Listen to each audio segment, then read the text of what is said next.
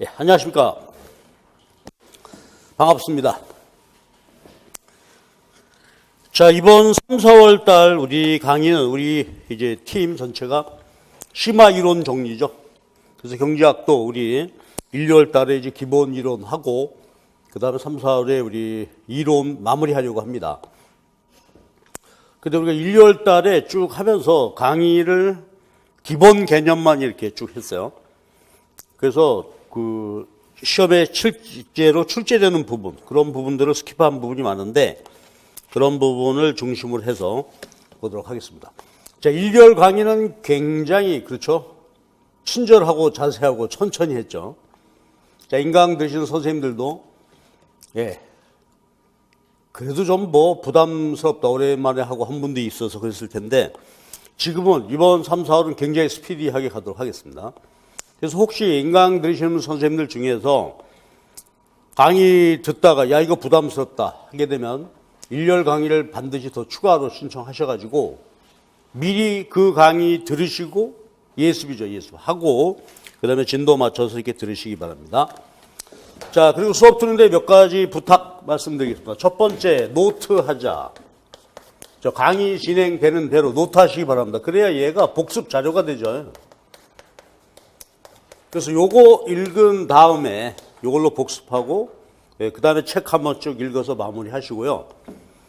자, 그 다음에 진도별로 제가 여러분에게 유인물 드리고 있어요. 객관식으로 진도별. 요 객관식 문제는 전부 대개 공무원 시험하고 보험계리사, 노무사 요 시험들입니다. 자, 그래서 요거 진도별로 제가 드릴 테니까 요걸 가지고서요. 보기 1, 2, 3, 4, 5 이렇게 읽으시면서 이론을 정리할 수 있는 기회가 되겠죠. 보기 하나하나 읽으시기 바랍니다. 계산 문제도 물론 이제 많은데 보기를 읽으시면서 이거 왜 맞고 왜 틀리고, 그래서 그 이론을 문제를 통해서 정확하게 정리하시기 바랍니다. 그래서 이걸로 이제 노트 복습하시고 요거 풀이 마무리하시고, 자, 그리고 이제 뭐 요 두 개를 통해서 복습을 하는데 제가 여러분에게 강력하게 부탁드리는 것은 이 과정을 통해서 이론 끝내자. 그렇죠? 이론은 이걸로 끝. 그래야 이제 그 다음 우리가 정리하는데 착오 없이 갈 수가 있어요. 근데 복습 시간이 내가 보면 사실 제대로 복습하려고 하면 우리가 수업이 4시간씩 가잖아요. 이 2배 시간은 필요하다 이거지. 그렇죠? 복습 한번 해보고 이론 음미해보고 2시간은 꼭 필요해요. 그래서 복습하는데 이거는 솔직히 말하면 그렇죠. 확인요. 자신이 내가 공부를 했는데 그렇죠. 이게 이해가 되는 것이냐 과정이란 말이야. 근데 되게 우리 그러기 쉽죠. 나도 뭐 그 전에 생각해 보면은 수업 듣고 이거 해야지. 그러다 뭔 일 생기고 그러면 쭉 그다 내일 수업이네 하고 그냥 올기가 쉽단 말이에요. 근데 여러분은 스트레스를 팍 드리는데 내가 지금 여러분은 직업이 뭐죠? 여러분 직업은 선생님이 되고자 공부하는 게 직업이란 말이에요. 그렇죠? 애들 가르치기 위해서 선생님이 되기 위해서 내 공부하는 게 직업이야. 그렇죠? 업이라는 게 중요하죠. 업이라는 게. 업을 짓고 태어났다. 여러분 공부하는 업이니까 얼마나 좋겠어. 그렇죠? 그래서 공부니까 제가 이렇게 강하게 말씀드리는 것은 뭐냐면 3, 4월에 이론 정리 끝내지 않으면 어려워요. 올해. 경제만 그래요? 할 거를 나열해 보면 답답하죠. 정치도 해야지. 법 해야죠. 법. 사회문화 해야죠. 사회문화도 요새 만만치 않잖아. 사회문화 해야지. 쓰지 마, 더 이상. 어떡할 거야, 이거를. 그러니까 요거를 3, 4월에 이론 정리 끝을 내야 됩니다. 정말로. 이거 안 하고 가게 되면, 왜냐하면 5, 6월 달 스케줄은요, 5, 6월이 정말로 바쁩니다. 왜냐하면 5, 6월 달에 기출문제 분석을 쭉 하고, 경제학 같으면 이제 경제 원론에 나와 있는 기본 연습 문제 풀고 정리에 들어간단 말이에요. 그때부터. 근데 이론 안 되고 문제 들어가는 것은 내가 보기에는 별 의미가 없어, 그게요. 그죠? 괜히 문제 푼다고 해봐야 이론 정리 안 된 상태에서 책 뒤져가면서 뭐 이게. 그래서 이론 끝내주시기를 강력하게 부탁을 드립니다. 요건 뭐 아무것도 아니지만 미리 한번 말씀드리고요. 자, 그럼 진도로 바로 갑시다.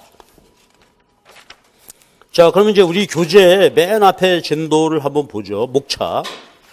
거기를 보시면 우리 이제 3월 달에는 4번 강의를 통해서 미시 끝날 건데 중간중간에 한 2번 보강이 있을지 모르겠습니다. 그건 미리 말씀드리고요.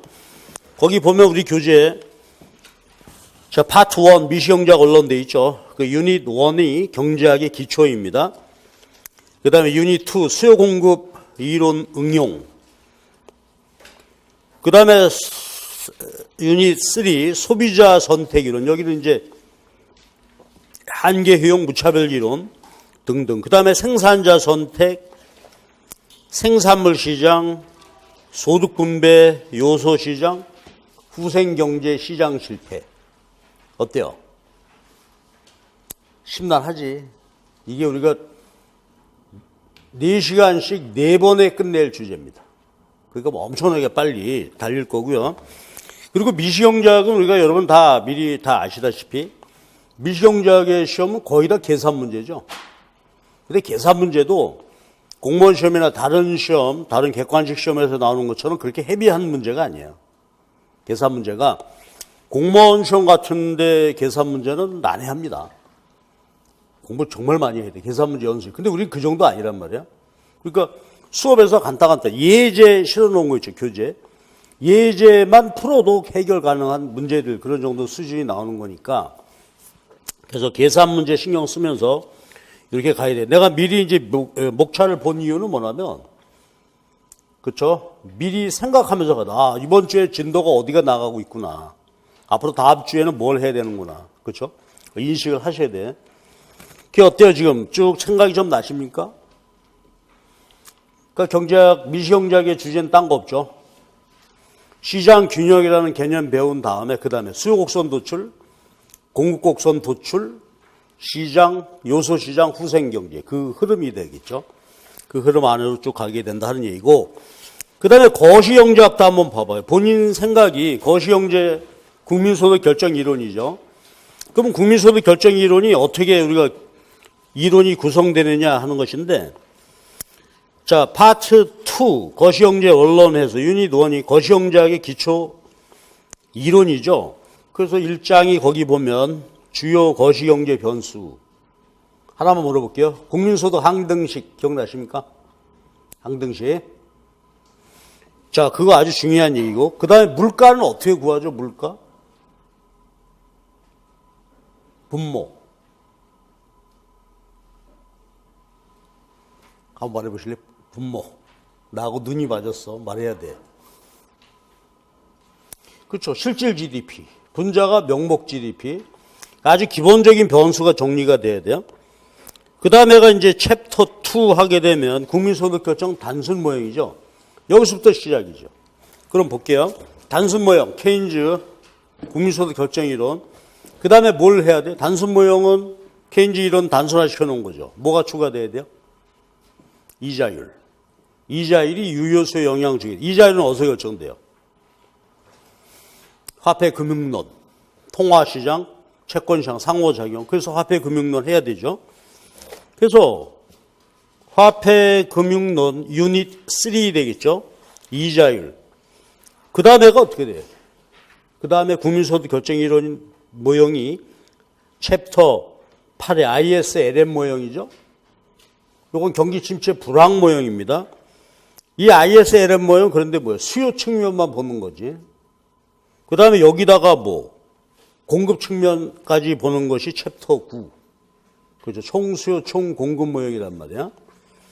자, 그러면 이게 완성이 됐다. 그러면 총수요 총급 이론 가지고 거시경제학의 존재 이유가 뭘 해결하겠다. 챕터 11이죠. 인플레이션과 실업이란 말이에요. 자, 그럼 한번 봐봐. 어때? 파노라마처럼 그림이 그려집니까? 거시경제 단순 모형. 화폐금융론 이자 합쳐서 ISLM. 거기다가 총공급 붙여서 ADAS. 그 다음에 인플레이션과 실업. 요게 하나의 흐름이 되는 것이죠. 그 다음에 우리 보면은 동태거시해서 경기 변동, 경제 성장. 근데 여기 이제 우리 시험에 출제 안 되죠. 불안하긴 하지만 이제 수업 안 합니다. 여기는. 아직 출제되지 않아서. 그래서 나중에 연습 문제 풀고 그때 간단하게 정리하면 되고. 그 다음에 국제경제학이 무역론, 수지론 그래요.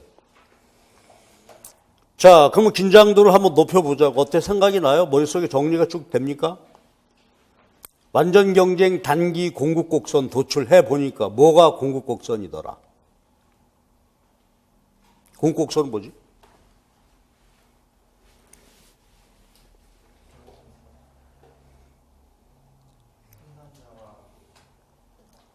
완전 경쟁 개별 기업의 공급 곡선은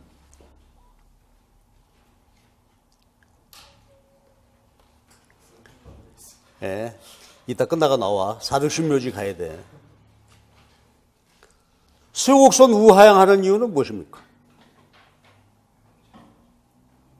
그렇죠. 한계효용, 체감모치 뭐 이런 거란 말이에요. 그러니까 우리가 전체적으로 얘기가 머릿속에 쫙 그려져야 돼요. 그래야 우리가 이제 서술형 답안하고 계산 문제 풀고 하는 것이니까 전체적으로 미시경제학은 뭐 수요 공급, 시장, 요소 시장, 후생 경제. 거시경제학은 국민소득 결정 이론인데 단순 모형 시작해서 EGR 공부하고 ISLM, 총수요 총공급, 현실 문제, 인플레이션과 실업, 그다음에 무역하고 수지론 이렇게 된단 말이에요. 그러니까 이 전체적인 그 얼개를 프레임을 1, 2월 달에 했다고 보고 그다음에 이제 이번 달에는 그 안에 있는 구체적인 이론으로 이제 심화 이론이 되면 사실 완성이라고 보면 되겠죠. 끝을 보는 이렇게 해보도록 할게요. 그래서 긴장감을 가지고 이번 달에 끝내봅시다. 자, 그럼 이제 경제학 1장입니다. 챕터 1, 30페이지. 경제 문제, 경제 체제. 자, 여기서는 경제 문제 정의하는 거죠. 경제 문제란 뭐다? 그죠? 자원 배분의 효율성하고, 그죠? 소득 분배, 공평성. 근데 여기서 말하는 공평성은 이제 균등 분배 얘기죠. 그래서 요것이 경제 문제다. 어떤 체제이든지 두 가지 해결인데, 근데 자본주의는 이 두 가지 문제를 어디서 해결해요? 시장에서 해결한다. 그렇죠? 시장. 자원 배분 시장. 분배도 요소 시장이죠. 팩터. 이건 생산물 시장. 그러니까 시장을 통해서 분배도 이루어지는 것이에요. 그러니까 한마디로 말해서 분배는 뭐죠? 자신의 능력과 노력을 시장에서 파는 겁니다. 그 나를 수요해 줘야 되죠. 그러니까 여러분 입장은 뭐지? 나는 공급하고 싶다. 뭘? 선생님으로서의 그 교육이란 서비스를 공급하고 싶어. 가르치고 싶어. 누가 수요해, 여러분을? 국공립이니까 정부가, 국가가 여러분을 수요하는 것이죠. 수요자가 바람이 있는데 공급자가 그만큼 능력이 안 되면 공급자 안 되는 거죠. 그래서 분배도 여기서 이루어지게 되고, 그 다음에 한 나라 전체 국민소득도 어디서 결정이 돼요? 시장이죠. 대한민국 전체 생산물 시장, 통화시장, 노동시장, 저기까지 본다면 외환시장. 그래서 요건 개별 시장의 수요 공급이고, 요건 한 나라 전체 수요 공급이죠. 여기서 결정이 되어진다. 그런데 수요 측면에, 그렇죠.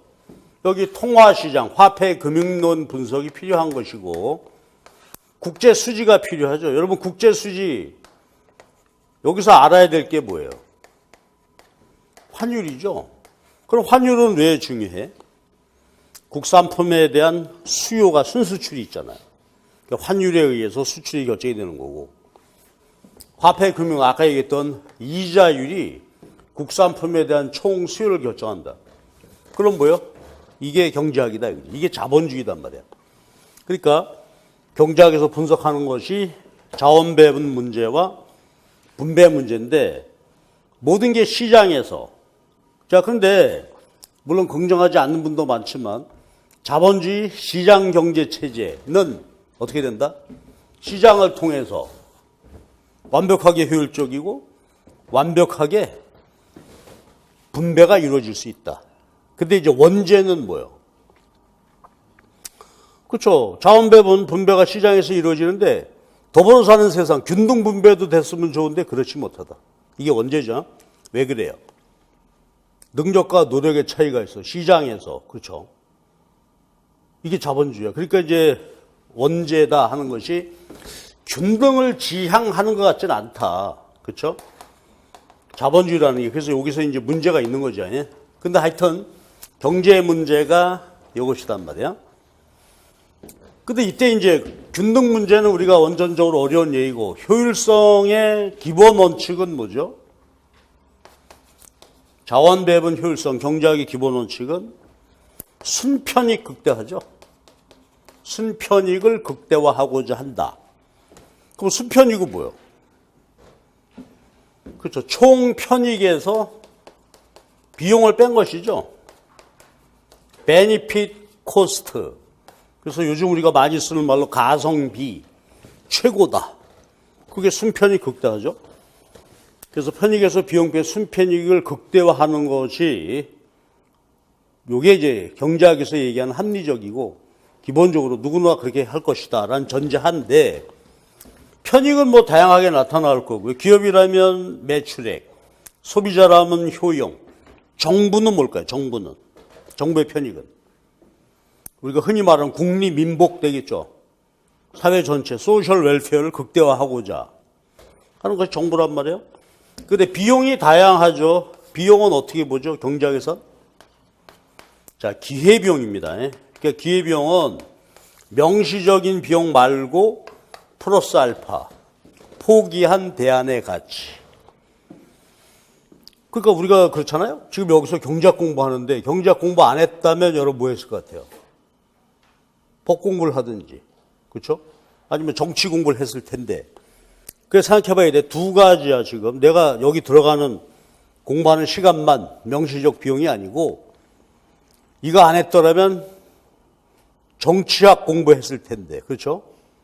그러니까 이거 안 하면 어떻게? 경쟁만 하는 게 아니라 뭐야? 정치학 하는 그 시간마저 날리고 있는 거란 말이에요. 기회비용을 항상 생각해봐야 된다. 포기한 대안의 가치. 그 다음에 이제 비용에서 우리가 간과하지 말아야 될 게 매몰 비용 개념 있죠. 매몰 비용, 썬코스트야. 과거 선택이 잘못됐습니다. 이거는 기꺼이 포기해야 되는 거지. 포기해야 된다. 그래서 편익 비용, 이게 이제 경제학의 기본이죠. 근데 또 하나 이제 중요한 것은 편익 비용이 토털 개념이 아니라 뭐다? 마지널 개념. 그치?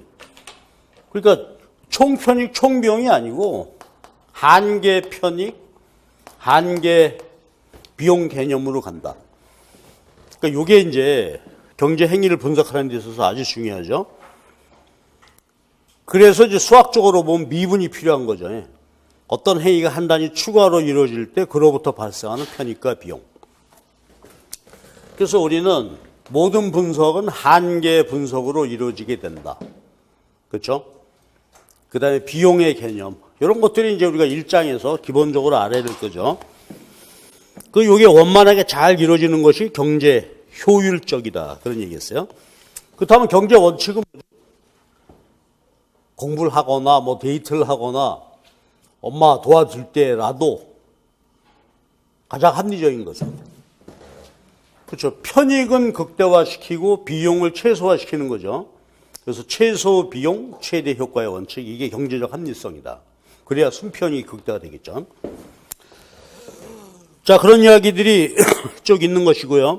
그 다음에 여러분들 32페이지 경제학적 사고의 기초. 요거는 자본주의 경제학이죠. 자본주의, 그중에서 특히 신고전학파 경제학, 신자유주의 경제학의 기본적인 개념이죠. 이기심 움직인다. 이타적으로 움직이는 건 아무것도 없다 하는 얘기고요. 그 다음에 한계 원리, 기회비용. 모든 것이 시장에서 이루어지게 되는데 시장 실패할 수 있다. 그렇죠? 그래서 유능한 정부가 필요하다. 이런 개념이고, 그 다음에 거기 개념 잡는 용어들 쭉 돼 있죠. 요거 쭉 한번 봐주시고. 그 다음에 이제 경제 체제 문제는 지금 뭐 전부 시장 경제가 됐죠. 근데 그 시장이 다 시장이긴 한데 사회주의가 다 무너졌으니까 북한도 지금 시장 경제입니다. 어느 정도는. 먹고 사는 게 배급으로 이루어지지 않죠. 근데 그 시장이 자유시장이냐 통제시장이냐의 차이는 좀 있겠죠.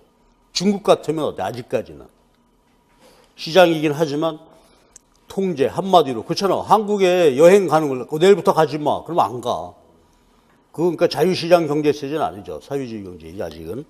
그러나 하여튼 기본적으로는 지금 다 시장 경제가 되긴 됐는데 옛날에 자본주의와 사회주의 그 차이 그런 거 한번 봐주시고요. 자, 그 다음에 이제 챕터 2가 보면 경제학 방법론 해가지고 사회과학 방법론. 아마 여러분 나중에 선생님이 되시면 사회과학 방법론에 대해서 나름대로 공부를 한 번씩 하시게 될 거예요. 추가적으로. 교육자가 사회과학이라는 것이 어떤 것이다. 요거 가르치는데 나름대로 선생님으로서의 어느 정도 그 기반이 있어야 돼서 아마 추가적으로 공부하실 기회가 있을 텐데 여기서는 뭐 경제학에 대한 그저 간단한 소개죠. 그래서 경제학은 기본적으로 경제 문제를 다루는 학문인데 국부론 1776년 요게 이제 산업혁명이 한참 초기라고 보시면 되겠어요. 그리고 우리나라로 보면 정조대왕 즉위년도다 그랬죠. 그러니까 엄청난 변화가 이제 시작되던 그런 시기입니다. 요게 이제 우리 자본주의 주류 경제학 출발로 보는 것이죠. 그 다음에 경제학의 구분, 오른쪽에 경제 이론 어떤 식으로 구성이 되고 이론이 형성 3단계 등등. 그 다음에 이제 오류 가능성이 있죠. 인과 오류, 구성 오류. 요거는 관심을 가지고 좀 보시기 바랍니다. 구성의 오류, 인과 오류. 요거는 우리 출제될 가능성도 있는 주제입니다. 근데 지난번에 어떤 분이 우리 사이트에다가 질문을 하셨어요. 그래서 내가 답변을 자세히는 일부러도 하지 않았는데 아주 깊이 공부를 하더라고. 좀 사회과학 방법론 들어가서 본격적인 질문을 했어. 구성 오류하고 인과 오류를 그렇죠? 정말로 제대로 한번 설명해 나오 나한테. 그래서 난 몰라요 그랬지. 그 얘기는 참으로 심오하고도 복잡한 얘기예요. 조금 더 보면. 근데 여러분 아마 앞으로 요것도 더 공부하실 것 같아요. 선생님이 되시면. 그죠? 그 공부도 추가로 하겠지만 우린 거기까지 지금 여기서 다룰 수는 없는 것이니까 그래도 인과 오류, 구성의 오류가 뭐다 하는 것은 좀 상식적으로라도 좀 봐주시기 바랍니다. 이런 것은요, 간단하게 문제화해서 출제될 가능성이 있는 것입니다. 한번 봐주시고. 자, 그 다음에 이제 경제이론 표현 해가지고 경제학 처음 할 때 우리가 하는 것이었죠. 경제학은 이제 말과 글뿐 아니라 수학으로 하게 되죠. 경제이론 뭐 칠판에 쭉 쓰다 보면 나중에 그림하고 수학만 남죠. 수식만 남는단 말이야. 그래서 수리적. 그 다음에 이제 너무 수학으로 하게 되니까 그림으로 이제 친절하게 보여주고 그런 것이죠. 그래서 서술적, 수리적, 그 다음에 그림으로 표현된다 하는 얘기인데 여긴 여러분 잘 아시죠? 그래서 XY축이 뒤집어졌다. 수요 함수, 수요 곡선, 기울기, 탄력도 그런 것들을 알기 위해서 기본적으로 여기 써 있는 것이니까 자 여기는 다 되어 있을 것이라고 보고요. 만약에 여기가 미흡한 분이 있으면 우리 홈페이지에 우리 일반사회고 홈페이지에 수학, 경제수학 내가 올려놓은 게 있어요. 혹시 미흡한 분들이 있으면 그거 꼭 보고 반드시 해야 돼요.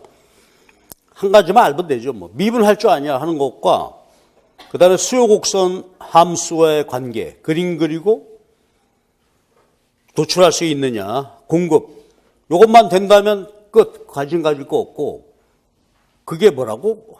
혹시 뒤집는 거 XY축 그것이 약간 미흡하다 싶으면 꼭 한번 보시고요. 여러분 대개 보면은 뭐 다 됐을 거라고 믿고 혹시 필요한 분만 한번 보시고요.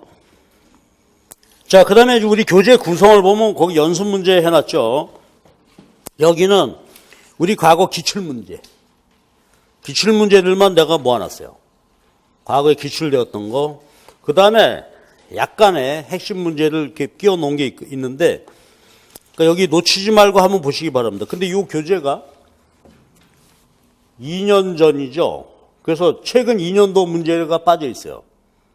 근데 그거는 내가 여러분 나눠드린 유인물 있잖아요.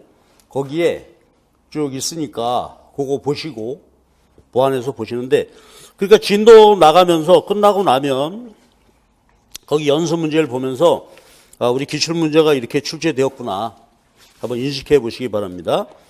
그래서 우리 거기 이제 맛보기로 한번 보면은 41페이지에 1번 문제, 우리가 일반사회 2005년도에 한번 출제가 그렇게 됐었고, 그죠? 그 다음에 2번 문제 일반사회 99년도, 뭐 옛날이긴 하지만 이렇게 다루어졌습니다. 그래서 이렇게 1장을 한번 보시고, 1편 한번 보시고, 그 다음에가 이제 유닛 2 되죠. 수요 공급 이론의 응용인데, 거기 보니 3개 챕터죠. 3장 수요 공급 이론, 4장 탄력도, 5장 수요 공급 이론의 응용, 이렇게 되겠습니다. 근데 우리가 1, 2월 수업에서는 3, 4장만 했잖아요. 그리고 5장을 못 했어요. 그럼 3월 강의에 있어서는 3, 4장을 간략하게 하고 5장에 초점을 맞춰서 여기서는 보도록 하겠습니다. 자, 그럼 우리 한번 달려봅시다. 3장 수요 공급.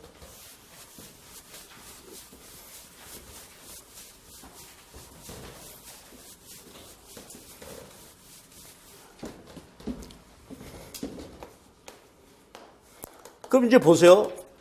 수요 공급해서 유닛 2. 여기서 이제 수요 공급에 대한 이야기를 하는데, 그 자본주의는 아까 봤던 말이죠. 그런 문제들이 시장에서 해결된다라고 했을 때, 그 시장이라는 것의 개념을 보는 거죠. 그거 한번 해볼까요? 시장은 뭐였죠? 아까 우리가 생산물 시장, 요소 시장 뭐 쭉 했는데, 시장이란 뭐다? 한마디로? 만남의 장소다. 누가 만난다? 사고 싶은 자들과 팔고 싶은 자들이 만난다. 노동시장, 그럼 누가 만나요? 노동 수요자, 기업이지. 노동 공급자, 근로자고. 외환시장에는 누가 만나? 오늘은 이제 토요일이긴 하지만 평일이라고 한다면 외환 수요자, 달러 사고 싶은 자들과 외환 공급자, 국내 거주자인데 달러 팔고 싶다. 만나는 것이죠. 수요 공급이란 말이야. 수요 공급이 만나서 시장이 형성이 되고, 이 시장에 의해서 자원 배분이 이루어지고, 그렇죠. 분배가 이루어지게 되는 것이다. 그지? 그래서 먼저 이제 개념인데요. 3장 수요 공급 이론입니다. 그래서 먼저 가격에 대한 개념인데, 가격의 역할은 뭐죠? 만나서 가격이 결정이 된다. 그러면 그 가격이 우리에게 알파와 오메가죠. 자본주의 시장 경제에서는 시장에서 결정된 가격이 중요하단 말이에요. 거기 밑에 가격의 기능이 뭐죠? 가격을 보고 의사결정을 한다. 살까 말까. 또 하나는 가격이 희소한 자원을 자율적으로 배분한다. 자, 보세요. 자원은 희소하단 말이야. 그리고 이 자원은 누구나 소비하고 싶어. 누구나 유럽 여행 가고 싶고, 누구나 좋은 차 타고 싶고, 좋은 옷 입고 싶은데, 그 물건을 내가 직접 소비할 수 있다. 어떨 때? 그렇죠? 그 가격을 지불할 의사와 능력 있는 자에게 배분이 된다 이거죠. 그러니까 가격이라는 게 뭐예요? 그렇죠? 자원 배분에, 그렇죠? 의사결정의 지표가 되는 거예요. 시그널. 가격을 보고, 너무 비싸. 굉장히 싼데. 그거 보고, 그 다음에 말이죠. 내가 저 소비는 하고 싶은데 가격이 너무 비싸. 즉, 지불 의사 있는데 능력이 없으면 소비 못 하는 거죠. 그러니까, 자본주의 시장 경제에서는 가격이 김정은이다 이거죠. 그렇죠? 김정은 사회주의 체제는 당국이 해주는 거고, 여기서는 가격이 알아서 한다 이거죠. 그래서 가격이 그 희소한 자원을 배분하고, 그 다음에 생산 소비 활동의 지표, 가격을 보고 우리가 다 주체적으로 알아서 하는 것이다 이거죠. 그래서 가격의 역할이 파라메트릭 펑션, 매개 변수적 기능을 하고 있다. 아담 스미스 교수님 이걸 보이지 않는 손 그랬단 말이에요. 우리가 또 이제 많이 나오는 얘기인데 뒤에 나오겠지만 마비된 손은 뭘까? 보이지 않는 손. 이게 역할을 잘 해줘야 되는데 얘가 마비됐어. 시장 실패죠. 시장 실패. 그러면 누가 나서야 돼? 그게 보이는 손이죠. 그러니까 현대 자본주의는 어떻게 돼? 보이지 않는 손과 보이는 손. 그것이 조화롭게 잘 되면 그 경제는 훌륭하게 잘 가는 거고. 그렇죠. 그래서 가격이, 근데 가격이라고 하는 것은 한마디로 말해서 어디서 결정인데? 시장이죠. 어떻게? 사고 싶다, 팔고 싶다. 그러니까 시장, 기구, 가격 기구, 요걸 통해서 모든 문제가 다 해결된다. 그럼 이제 구체적으로 들어가서 수요라는 개념부터 봐야 되겠죠. 자, 그러면 수요, 우리가 용어 다 아는 거지만 빨리 한번 정리해보죠. 수요가 뭐죠? 한마디로? 사고 싶은 마음이다. 사고 싶은 마음. 그러면 요거를 수요라는 쪽, 요거를 정의하는데 두 가지 개념이죠. 수요량과 수요입니다. 먼저 수요량, 정의가 뭐죠? 일정 기간, 주어진 가격 하에서 사고 싶은 최대 수량. 자, 소리내서 말해봐. 수요량이란 뭐라고? 자, 그러니까 어떤 X제에 대해서 생각해 본다면 한 점이 수요량이었죠. 일정 기간 유량입니다. 기간이 정해져야 되고 일정 기간 주어진 가격에서 사고 싶은 최대 수량 1,000원에 10개 일주일. 자, 이게 수요량이다 이거죠.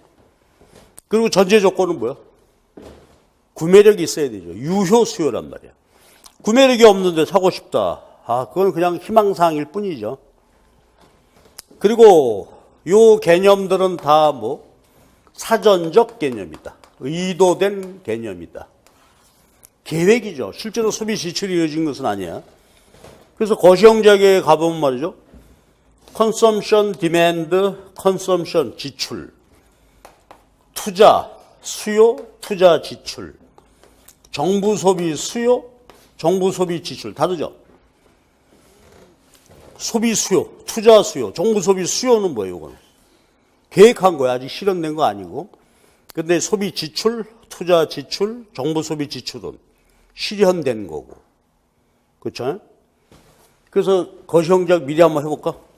얘하고 얘하고는 대개 어떻게 돼? 같다고 보자. 얘도 예산안 결정되니 같아.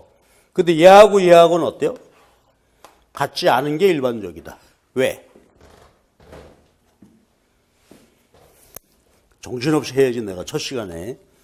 투자란 무엇이죠?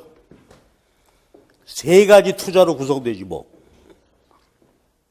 대체 투자, 신투자, 재고 투자인데 뭐가 문제야? 대체 투자나 신투자는 계획한 대로 이루어지는데 재고죠. 재고 변동. 재고는 사업하는 사람 입장에서 원하는 대로 재고가 아니잖아요. 이만큼 팔릴 것 같았는데 안 팔리더라. 그럼 재고가 쌓이는 거고. 생각했던 것보다 장사가 잘 되면 재고는 줄어드는 거고 등등이야. 그래서 모든 분석은 다 그렇죠? 사전적이다, 계획한 것이고 실현된 것이다. 근데 수요는 무조건 다 뭐라고? 사전적인 개념입니다. 그렇죠? 미시경제학에서 수요 공급은 다 사전적 개념이에요. 수요는 뭐예요? 수요는 수요량의 계열이죠. 전체 시리즈. 일정 기간 주어진 가격, 사고 싶은 최대 수량인데 모든 가격에서 수요량 전체 아우르는 게 수요죠. 그림 그리면 인디비주얼, 개별 소비자의 수요 곡선 내는 거다. 그렇지? 자, 그래서요. 수요 곡선 요거 한번 정의해 하고 지나갑시다. 수요 곡선이란 우리에게 어떤 정보를 주고 있나요? 일정 가격에서 사고 싶은 최대 수량이죠. 맥시멈 퀀티티. 사고 싶은 최대 수량이고 수량으로 해석하면 어떻게 되지? 일정 수량에서 가격은 지불할 용의가 있는 어때요? 최저, 최고. 지불용이 최고 가격이죠. 지불할 용의가 있는 최고 가격이고 수요량은 사고 싶은 최대 수량이다. 됐지? 자, 인디비주얼 개별 소비자야. 근데 시장 수요 곡선은 어떻게 도출되죠? 여러 사람도 있을 거 아니야. 수평으로 더한다. 수평합. 자, 수평합의 의미는 뭐죠? 시장 수요 곡선을 도출할 때 시그마, 인디비주얼, 개별 소비자 수요 곡선을 수평으로 더한다. 수평으로 더한다는 얘기는 자, 우리 교재 46페이지입니다. 그렇죠. 수평으로 더한다. 그러니까 일정한 가격에서 개별 소비자들의 수요량을 모두 더한다. 그렇죠? 개별 소비자들의 수요량을 모두 더하는 것입니다. 눈으로 한번 보고 갈까요? 100원일 때 갑의 수요량은 10개, 을의 수요량 10개 더해서 20개, 수평합. 뭐 당연한 얘기지만 한번 다시 확인했어요. 그러니까 일정 가격에서 개별 수요량을 전부 더하는 것이다. 그림으로 보면 수평으로 더한다. 자, 그런데 이제 47페이지 한번 가도록 하십시다. 실제로 이제 우리 계산 문제가 나오죠. 그러면 개별 함수가 주어져 있을 때 시장 전체 함수, 곡선, 이 공부를 해보자. 47페이지예요. 시장 수요와 개별 수요의 관계인데, 자, 여기서 연습 좀 하고 갑시다. 자, 거기 예제해 볼게요. 인디비주얼, 개별 수요자의 수요 함수가 나와 있어. 100 빼기 0.5p.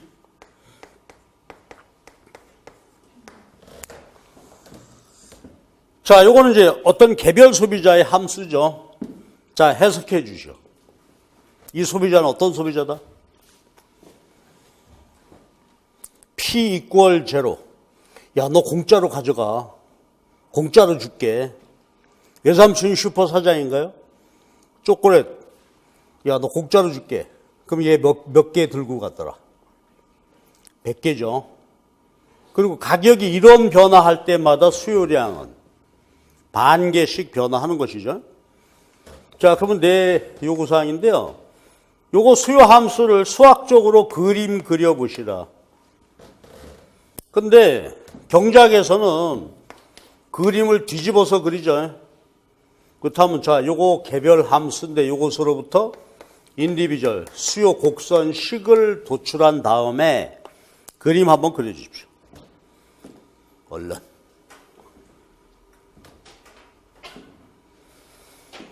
여러분 뭐 다 잘 아는 거지만 한번 처음이니까 확인해 볼게요.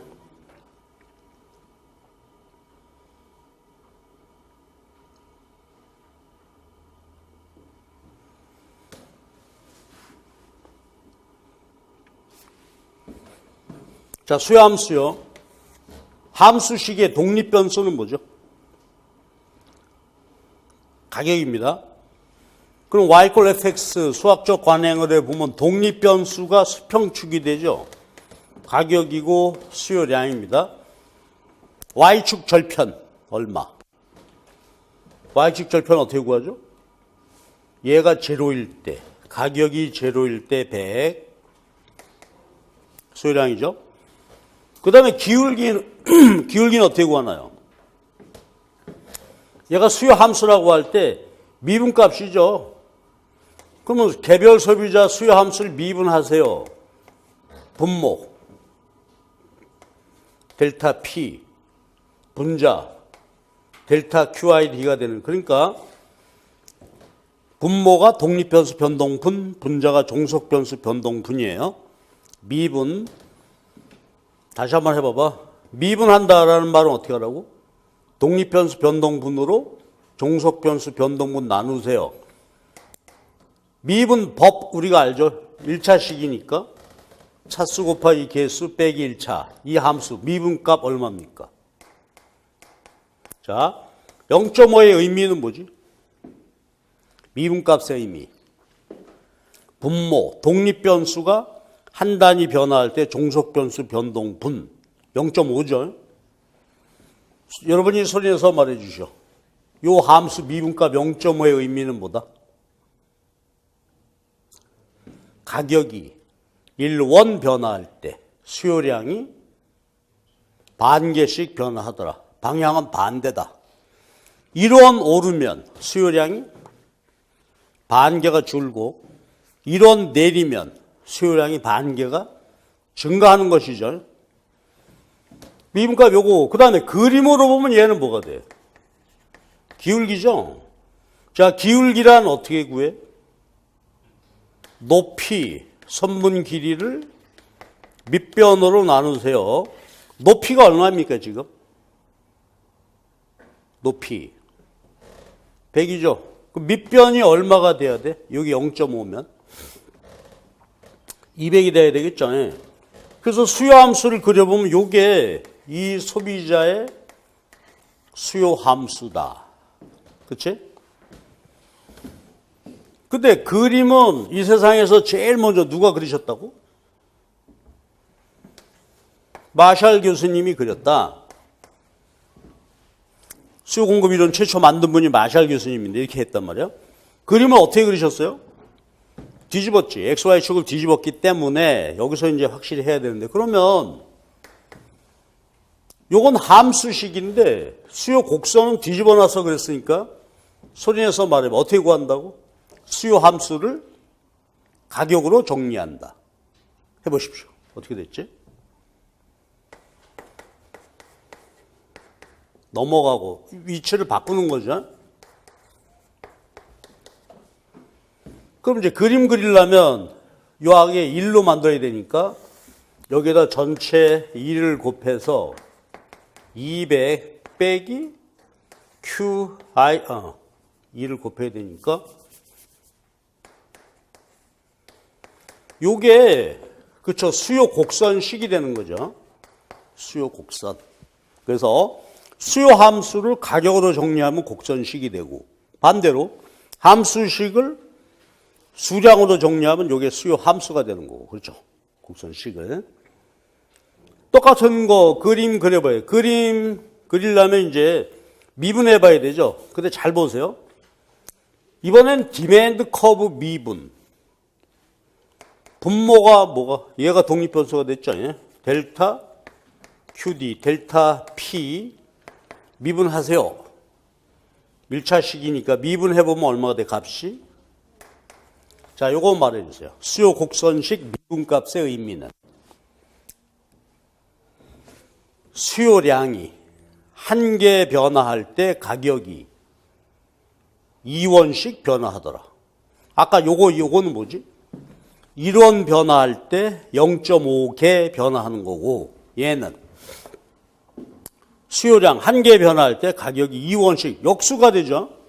그러니까 함수식의 미분값하고 곡선식의 미분값은 반대란 말이야. 역수가 되고 그리기 절편 구해야 되죠.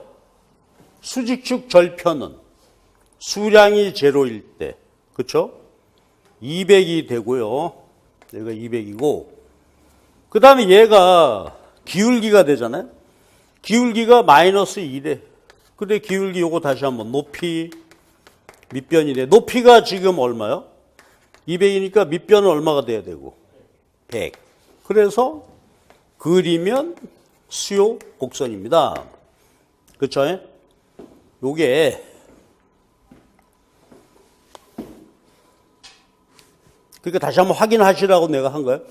여기서 만약에 뭐라고? 왜 뒤집어 그거를? 그러면 꼭 앞에 우리가 제 미리 찍어 놓은 거 있거든요. 동영상. 그 수학 보시고 수학 강의 들으시고 오시기 바랍니다. 자, 이게 개별 수요 함수고 개별 수요 곡선이란 말이에요. 그런데 거기 우리 예제에서 소비자가 몇 명이라고요? 시장 소비자가 몇 명이라고? 5명이다. 그러면 자, 보세요. 그럼 마켓 디맨드는 어떻게 구할 거냐 이거야. 자, 요건 우리가 잘 알아야 되죠. 우리 기출문제 시장 함수 구해라. 계산 문제 난구한 거니까. 그럼 보세요. 5명이래 이제. 그러면 인디비주얼 개별 소비자의 수요량인데 시장 전체 수요량을 구하라. 그럼 어떻게 하면 되죠? 개별 소비자들의 수요량을 어떻게 소비자 숫자대로 곱하면 될 거 아니요? 그렇죠? 얼마 가격이 주어져 있을 때 개별 소비자가 몇 개 소비하고 싶다? 소비자 숫자를 곱해. 그럼 시장 전체 수요량이 되겠지? 자, 그러면 한번 구해 주실래요?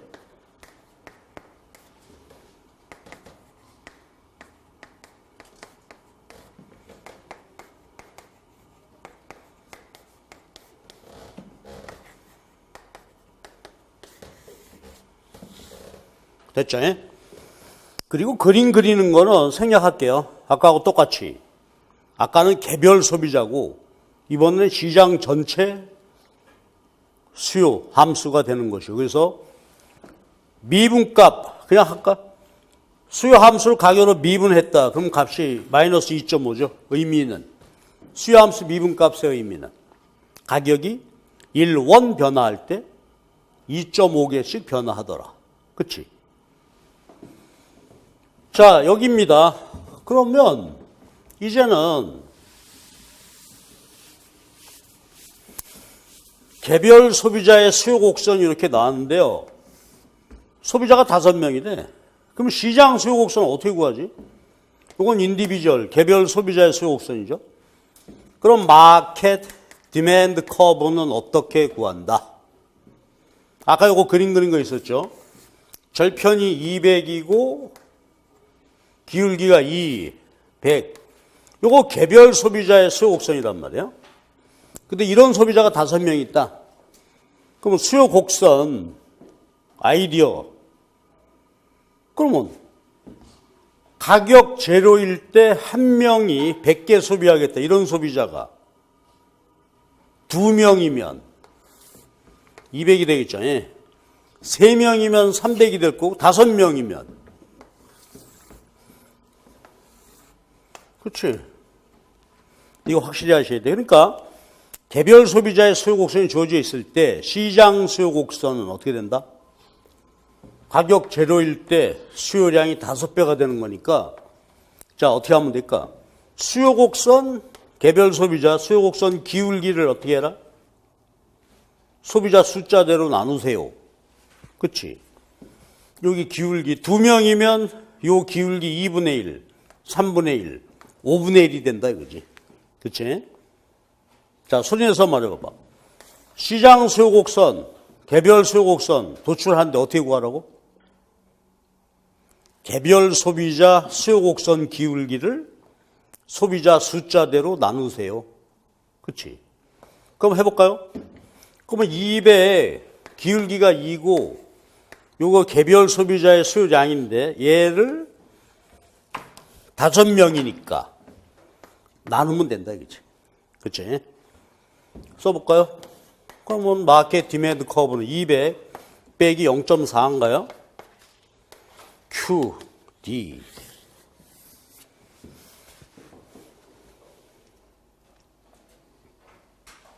그래서 아까 했던 거예요. 수요 함수 미분값 마이너스 2.5. 수요 곡선시 미분값 마이너스 0.4는 서로 어떻게 돼요? 역수가 되는 거지. XY축을 뒤집어서 했기 때문에. 그래서 함수 미분값하고 곡선 기울기는 서로 역의 관계다. 역수. 이게 이제 경제학 처음 할 때 애를 먹는 거죠. 처음 할 때. 여러분 다 아시지만 내가 한번 해봤어요. 신뢰를 무릅쓰고 했습니다. 용서해 주시고. 자, 그래서요, 요거예요. 그래서 여기서는 여러분들 요거 개별로부터 도출하기. 자, 말로 정리하고 가십시다. 만약에 시험 문제가 함수식으로 나왔다. 개별 수요 함수. 그러면 시장 수요 함수는 어떻게 구하죠? 그렇죠. 개별 수요량에다가 소비자 숫자를 곱하라. 곱하세요. 근데 개별 수요 곡선이 주어졌는데 시장 수요 곡선 구하려면 기울기를 숫자대로 나누세요. 그치? 자, 그래서 여기를 받고, 그 다음에 이제 수요량 변화, 수요 변화인데, 이거 앞으로 분석을 할 때, 그쵸? 어느 시장에 뭘 분석하든지 공통의 용어죠? 자, 말해주세요. 수요량이 변화했다는 것은 뭐? 아까 봤던, 그치? 수요 곡선 상에서 왔다 갔다 하는 거. 수요량 변화고, 수요 변화는 뭐예요?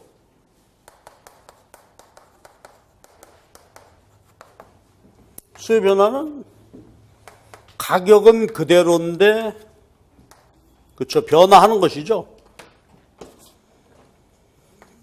자, 읽어주세요. A에서 B로 갔다. 수요량 증가. B에서 A로 간다.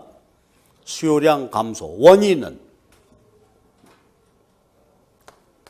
가격 변동이죠. 가격이 변화해서 선상 왔다 갔다 하는 게 수요량 변화고, 수요 변화는 뭐지? 자, 여기 있다가 요 점에서 B로 갔다. 요거 뭐야? 수요 증가. A에서 C로 갔다. 수요 감소죠. 수요 변화. 요건 수요량 변화.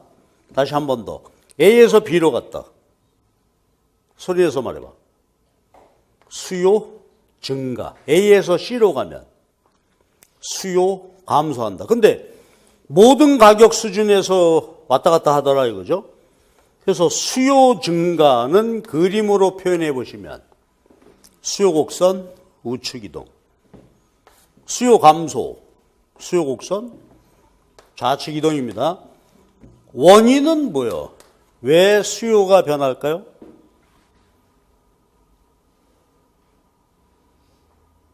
용어. 여건 변화. 그렇지? 수요 측 여건이 변화한다. 자, 낱말의 뜻 여건은 뭐죠? 가격 말고 수요에 영향을 주는 어떤 것들. 가격 말고 영향 주는 것들. 자, 시작입니다. 소득과 부, 웰스. 그치? 그 다음에 관련재화의 가격. 그 다음에 유행, 테이스트, 선호, 가격, 소득에 대한 예상, 소비자의 숫자, 넘버, 기타 등등이죠. 예? 이것이 변화하면 변화해. 자, 빨리 정리하죠. 여러분, 소득과 부 증가한다고 할 때 여기 정상제, 열등제가 있었죠. 정상제는 어떻게 되나요? 수요가 증가하고, 그래서 수요 증가하니까 이게 정상제다 그랬는데 가격은 그대로인데요. 이 사람들 소비자가 소득이 증가하면 어떻게 된다고? 더 많이 소비한다. 수요 증가. 열등제면 수요 감소지. 그래서 수요 곡선 왼쪽으로 이동합니다. 그 다음에 관련재화의 가격이 오를 때, 이건 여러분이 한번 써보실래요? 대체제, 보완제. 대체제 어떻게 되죠? Y 가격이 오를 때 X 수요가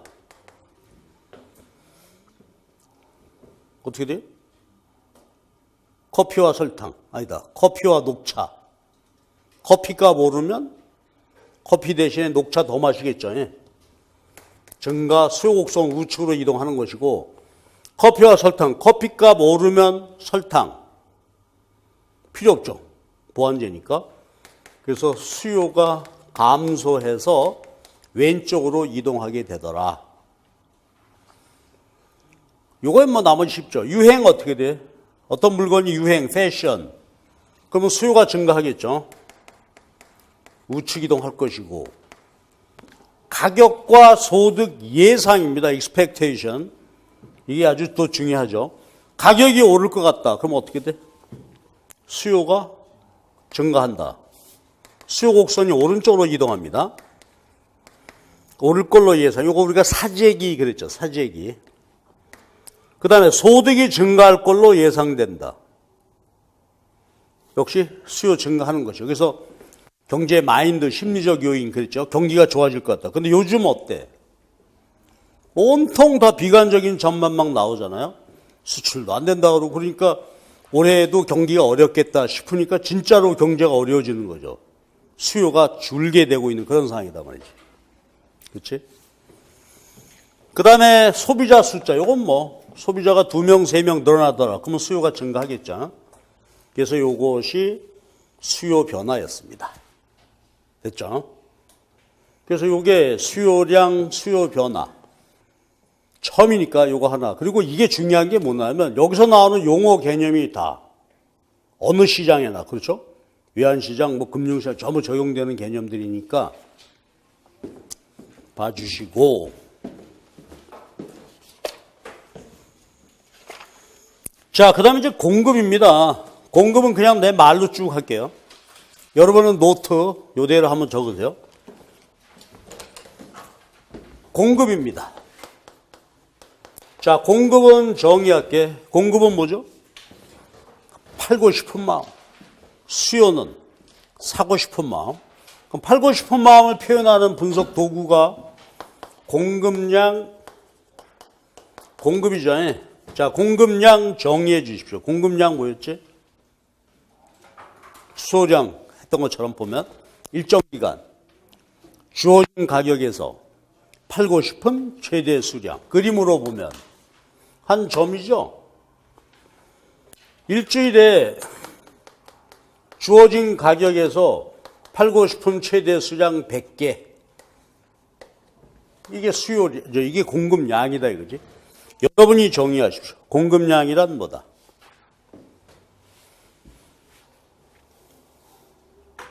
됐지? 그거야. 잘했지? 일정 기간 주어진 가격에서 팔고 싶은 최대 수량이야. 그럼 이제 모든 가격, 각각의 가격에서 팔고 싶은 최대 수량이 줄줄이 나오겠죠? 요 전체 시리즈를 공급, 연결해 놓으면 공급, 곡선. 그렇지? 그래서 이것도 똑같아. 그렇죠? 아까 수요이듯이 공급은 어떻게 되는 거예요? 공급은 계획한 거죠. 팔고 싶은 수량이란 말이야. 팔고 싶은 수량. 실제로 팔려나간 것은 아니죠. 매출이 실제로 일어난 것은 아니고 계획된 것이다. 자, 그 다음에 이제 교재로 가십시다. 교재로 보시면 시장 공급과 개별 공급인데 51페이지에 그 밑에 자, 그럼 여러분 요거는 직접 한번 해. 지금 노트에다 한번 해보십시오. 그래서 시장 공급과 개별 기업의 공급인데 거기 예대로 한번 해주세요. 인디비주얼 5 플러스 0.6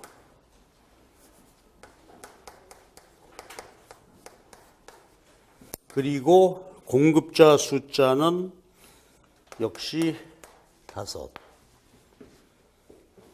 그러면 내 요구사항 마켓 서플라이 펑션을 구하시고 요거를 그림으로 그려달라. 근데 경제학의 관행은 XY축을 뒤집어서 한다. 그래서 여기서부터 공급 곡선식 구하시고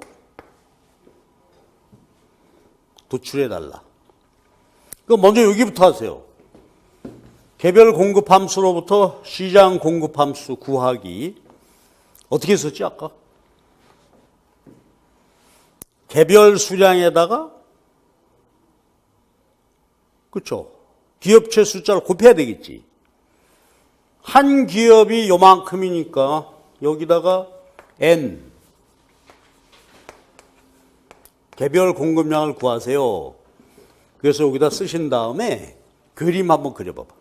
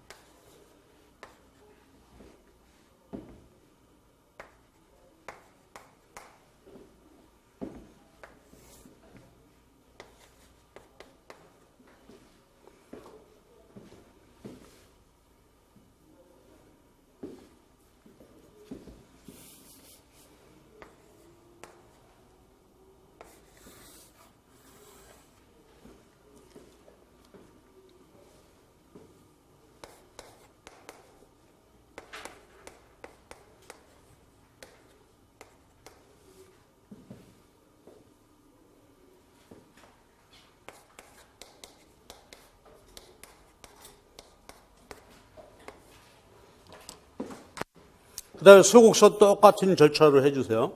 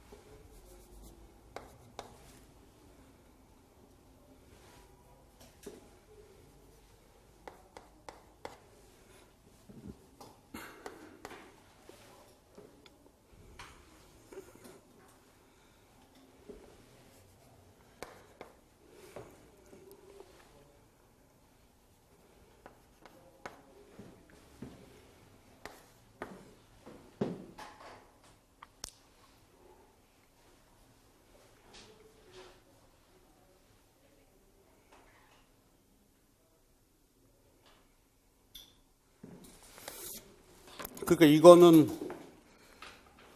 기본인데 다시 한번 확인하기 위해서 내가 해보는 거예요. 불안해서. 그래서 혹시 이게 잘 안 되면 반드시 앞에 보완하셔야 됩니다. 됐죠? 개별 기업의 공급 함수란 말이에요. 그런데 공급자가 5이다. 그럼 5명을 곱해야 되겠죠. 개별 공급량에다가 기업 곱해서 그러면 절편이 25고 기울기가 1.25가 되는 요거는 공급 함수 그림이 되어 있는 겁니다. 근데 경제학에서는 얘를 XY축을 뒤집는다 이거예요. 그래서 공급 곡선식을 먼저 개별 함수로부터 개별 공급 곡선식 도출이 됐죠. 이렇게 가격으로 정리하면 됩니다. 나도 하다가 실수했는데 그렇죠? 그리고 요게 중요한데 그러면 시장 전체 공급 곡선은 어떻게 도출한다? 그렇죠. 개별 공급 곡선이 절편이 마이너스 20이고 기울기가 4가 되는 거다 이거지. 그런데 2명이면 요 절편이 2배가 되지 않겠어요? 3명이면 5대니까 5명이면 여기를 지나가야 되잖아요. 그럼 얘하고 비교해 보면 개별 기업의 공급 곡선이 어떻게 되는 거예요? 기울기가 공급자 숫자만큼 완만해지게 되겠죠.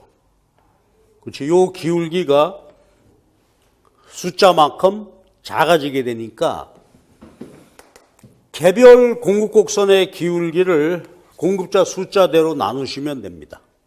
그렇지? 그리고 그림 그리기. 그 뭐 절편 마이너스 그리면 되죠. 그런데 의미 있는 거는 이게 말이 안 되니까 그림 그릴 때 어디만 그리면 돼? 여기서부터 시작해서 그렇죠? 25 이렇게 놓고 25로부터 시작해서 우상향이 돼. 기울기가 얼마가 된다? 5분의 4가 되는. 그렇지? 이런 그림이 되겠죠. 그래서 요거는 우리가 뭐 계산 문제 할 때 기본이 되는 거니까 익숙하게 해야 될 거고 한번 확인해 주세요. 요게 긴가민가 싶으시면 안 돼. 자, 그 다음에 공급량 변화, 공급 변화. 여러분, 공급량 변화는 뭐라고? 공급 곡선 상에 왔다 갔다. 원인은 가격이 변화하는 거고, 그 다음에 공급 변화 원인은 뭔가요? 공급이 변화하는 요인은 공급 측 여건.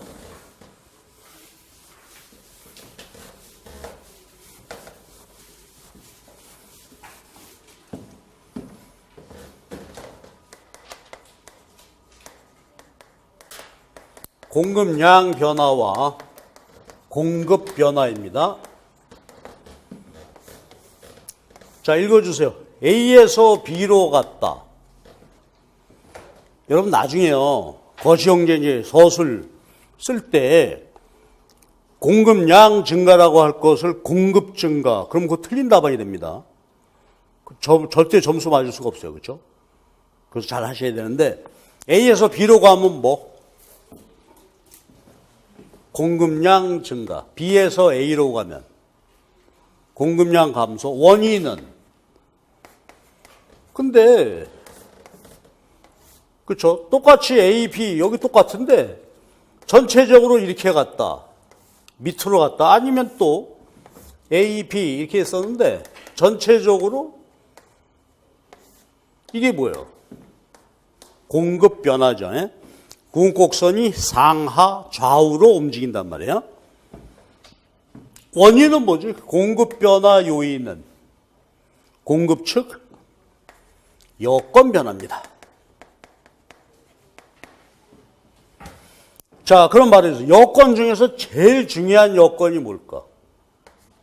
공급 측에 있어서는 비용 변화입니다. 자, 만약에 비용이 증가하는 어떤 변화가 생겼다면 공급이 어떻게 될까요?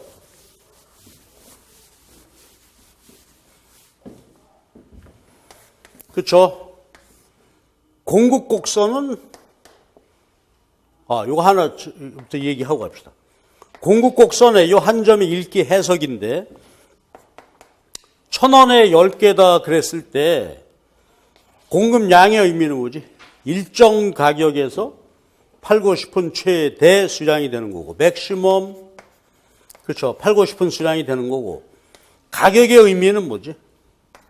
일정 가격에서 요건 일정 공급량에서 가격은 받고 싶은 최고 최저 최저란 말이야. 미니멈. 왜 미니멈이야? 요 수량에서 최소한 나는 1,000원 받아야 합니다. 깎아주세요. 못 깎습니다. 이유가 뭐라? 요게 비용이었죠. 그래서 공급곡선은 비용을 반영한단 말이에요. 생산비. 그러니까 깎아줄 수가 없어. 최저가격 1,000원이 되는 거예요. 그러면 생산비가 오르는 변화가 생기면 어떻게 될까요? 생산비가 오르면 더 받아야 되지. 이제 1,000원에 못 팔아요. 1,100원 주셔야 합니다. 자, 비용이 오르게 되면 공급곡선이 상하로 움직입니다. 비용 인상, 인하. 그런데 상하방으로 움직일 때 좌우로 표현하기도 하겠죠. 자, 보세요. 비용 인상, 상방이동. 그러면 어떻게 돼요? 공급 감소, 비용 인하, 코스트 다운 하게 되면 공급 증가죠. 우측 이동하게 되더라. 제일 중요한 공급식 변화 요인이 요겁니다. 이게 나중에 거시형 작가도 마찬가지겠죠. 그렇죠? 뭐 원유 가격이 폭등했다든지 원자재 가격, 임금 인상, 비용이 오르게 되니까 한나라 총공급 상방이동한다. 그럼 뭐가 돼? 총공급 감소. 그렇지? 불리한 공급 충격. 그러는 거죠. 똑같아요. 거시나 비용이 오르게 되면 이제 상방이동, 좌측이동입니다. 질문. 비용 변화 요인 우리가 공부해둔 게 있죠. 뭐죠? 팩터 프라이스. 요소 가격이 오른다. 임금, 이자, 렌트, 각종 원자재 가격, 그렇죠? 오르게 되면, 자, 소리내서 말해주세요. 요소 가격이 오르면 어떻게 된다고? 공급, 감소, 좌측 이동하는 것이죠. 비용 인상, 좌측 이동하는 거고. 기술 진보는 어때? 자, 기술 진보 정의합시다. 기술 진보는 뭐다? 요소 절약이다. 분명히 인식해 주셔야 돼. 그러니까 똑같은 생산하더라도 요소 투입량을 줄일 수 있다는 얘기예요. 요소를 절약할 수 있다. 그럼 어떻게 돼? 요소 절약이 되니 코스트 다운, 공급 증가하게 되는 것이고, 그 다음에 중요한 게 이제 텍스죠. 기업에게 세금 매겨. 그럼 기업에게 세금은 비용 인상되는 셈이죠. 공급 감소, 세금 매게 되면 조세 감면, 밑으로 우측 이동하겠지. 그 다음에 보조금 있어, 보조금. 요새 뭐 당장 그 얘기가 나오고 있죠. 수출이 어렵다. 그러니까 뭐 관계장 간 회의에서 기업 수출업자들에게 보조금 주겠다. 근데 보조금도 살살 줘야 돼. 그렇죠? 이게 국제 WTO에 위배되는 거예요. 사실은. 그 저촉되지 않는 범위 내에서 이제 보조금을 주는데, 하여튼 기업에게 보조금 주면 어떻게 돼? 그만큼 생산비가, 공급이 증가하게 되는 것이죠. 그치? 그래서 요거는 이제 비용 변화와 관련된 공급 변화 요인이고, 그 다음에 여기도 관련재 가격 있죠? 생산에 있어서 대체 관계, 생산에 있어서 보완 관계. 예를 들어보는 게 좋겠지. 그래서 안 잊어먹게. 생산의 대체 관계에서 내가 맨날 예를 들었던 게, 밭에다가 콩 심을까, 팥 심을까. 콩 생산할 수도 있고, 팥 생산할 수도 있다 이거야. 냉장고를 만들 수도 있고, 온풍기도 만들 수 있다. 이런 거죠. 짜장면, 짬뽕. 자, 콩값 올라. 그럼 어떻게 하지? 공급 법칙에 따르면 콩값 오르면 콩 생산량 늘리겠죠. 그럼 팥의 공급은 줄겠지. 팥 공급은 감소한단 말이에요. 생산의 대체 관계, 생산의 보완 관계도 있습니다. 그래서 우리가 수업에서 얘기했던 게 콩, 두부 만든다, 두부. 근데 두부하고 비지 보완이죠. 그 말은 무슨 말이야? 두부값이 오르면 두부 생산량이 증가하면 비지는 덩달아 생산되는 거니까 공급이 증가하더라. 그렇죠?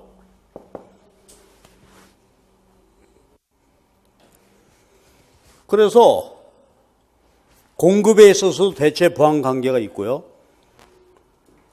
그 다음에 이제 아까 얘기했던 대로 여기도 예상이죠. 가격이 오를 걸로 예상된다. expectation price. 그럼 어떻게 되지? 오를 걸로의 공급은 소비자는 더 사려고 할 거고 공급자는 안 팔겠지. 오른 다음에 팔아야 되겠다. 그래서 이게 매점 매석이었죠. 공급이 줄게 될 거다. 그 다음에 공급자 숫자가 증가하게 되면 당연히 뭐 시장 공급은 증가하겠죠. 자, 이게 공급이었어요. 그래서 이런 것들을 기억을 해 주시고, 그 다음에 이제, 아까 골레가 빠뜨렸는데, 봐주세요. 49페이지하고 54페이지를 같이 한번 봅시다. 수요 함수와 수요 곡선, 그 다음에 여기서 54페이지에는 공급 함수와 공급 곡선인데, 자, 여러분. 수요 함수하고 수요 곡선, 공급 함수하고 공급 곡선 이야기인데, 이것도 아주 경제학 공부하면서 앞으로 중요한 개념이지 않습니까? 수요 함수 한번 정리해 봅시다. 우리 이건 쓰지 말고 그냥 여러분 눈으로 한번 봐봐. 그 책이 있으니까. 그러면 우리 소비하고 싶은 마음에 영향 주는 게 뭐가 있죠? 가격, 소득과 부. 생각나는 대로 한번 쭉 해봐봐. 관련재와의 가격, 가격 예상, 소득 예상, 선호, 숫자 등등 이렇게 있는 거죠. 공급 함수, 그렇죠? 각종 요소 가격, 기술 진보, 세금, 보조금, 가격 예상, 뭐 숫자 등등입니다. 이렇게. 그래서 요거를 한번 오늘 집에 가서 복습하실 때 쭉 음미해 보란 말이에요. 함수식 보고 이렇게 됐었지. 요약 내가 해놓은 게 있으니까 보시고요. 함수식이야. 그런데 여러분 아까 우리가 공부했었잖아요. 여기다가 공급 함수, 수요 함수 그림을 그렸단 말이에요. 수학적 관행대로 해보면 수평축에 뭐가 와야 되고 가격이 오고 수량이 돼야 된단 말이야. 근데 이렇게 도출됐어요. 그럼 보세요. 수요 공급에 영향 주는 게 이렇게 여러 가지가 있는데 그림은 무엇과의 관계만, 가격과의 관계만 표현하고 있죠. 그렇다면 수요 함수 그림이나 곡선 그림도 마찬가지인데 어떤 가정하에 여건 일정 불변이지. 아까 여건 가격 말고 영향 주는 것들 얘들이지. 여건 불변 가정에서 그림을 그린 거란 말이에요. 그렇죠? 여건 변화하면 어떻게 돼? 그 가격이 변화하는 거는 수요량 변화, 공급량 변화고 여건이 변화하는 것은 그렇죠. 수요 변화, 공급 변화. 그렇죠? 근데 이제 문제는 뭐냐면 경제학에서는 함수대로 안 하고 그림 그려서 할 때 어떻게 돼? 가격으로 하죠. 자, 그래서 수요 곡선은 그림이 이렇게 그려지게 되는데 수요 곡선은 어떤 가정하에 여건 일정 불변 하에서 가격과의 관계만 그린 것이고 이게 여건이죠. 여건 변화하게 되면 변화하더라. 그치? 그 공곡선은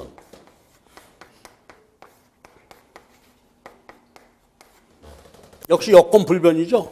그러니까 공급에 영향을 주는 다른 변수들은 그대로 변함없이 주어지는 상태에서 가격만 변화할 때 그리고 독립변수 위치를 바꾸어서 그린 게 공급곡선이다. 그죠? 자, 그러니까 정확히 수요 함수로부터 수요 곡선, 공급 함수로부터 수요 곡선, 공급 곡선 도출되는데 여건 일정 불변 가정으로 도출했고 여건이 변화하면 그렇죠. 변화하더라. 가격이 변화하는 것은 수요량, 공급량 변화. 여건 변화는 수요 변화, 공급 변화. 그렇지? 자, 그래서 우리가 수요 공급 얘기를 간단히 정의했는데요. 요게 이제 우리 앞으로 모든 시장의 수요 공급 개념 똑같으니까 내가 한번 얘기했고 그 다음에 굳이 요걸 얘기한 것은 여러분한테 확인해 보라는 거예요. 혹시 이게 지금 제대로 되지 않는다. 함수와 관계, 그림 그리고 안 된다 그러면 여기서 꼭 보완하시라는 취지로 내가 얘기한 거니까 미흡하면 여러분 인강 드시는 선생님들은 어떤 형태든지 요거 해서 해 드시고 그 다음에 여러분들은 나한테 질문하시고. 그래서 이게 이해가 안 되면 해결해야 돼. 자, 그럼 잠깐 쉬었다가 그 뒤에 얘기로 갑시다.